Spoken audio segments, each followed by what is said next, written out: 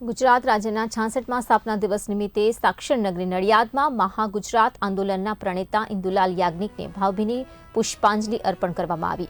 ખેડા જિલ્લા ભાજપ દ્વારા આયોજિત આ કાર્યક્રમમાં પ્રદેશ મહામંત્રી અજય બ્રહ્મભટ્ટ, જિલ્લા પ્રમુખ નયનાબહેન પટેલ, નડિયાદના ધારાસભ્ય પંકજ દેસાઈ સહિત અનેક મહાનુભાવો ઉપસ્થિત રહ્યા।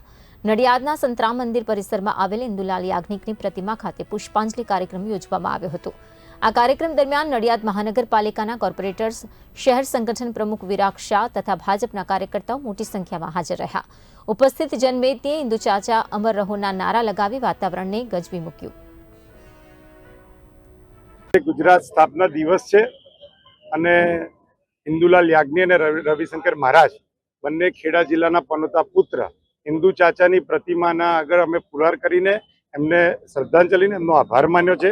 1956 થી 1960 માં ગુજરાતની ચળવળના પ્રણેતા, જેમનો ઉદ્દેશ મુખ્ય લોકસેવા અને કોંગ્રેસ વિરોધી રાજનીતિનો રહ્યો, તેમણે આ ગુજરાતને મહારાષ્ટ્રથી અલગ પાડવાનું કામ કરી અને આજે જે આપણે ગુજરાતને ખૂબ જ આગળ વધતું જોઈ રહ્યા છે એના પાયામાં ઇન્દુ ચાચાની મહેનત છે, એમની ચળવળ અને એમની પ્રેરણા છે।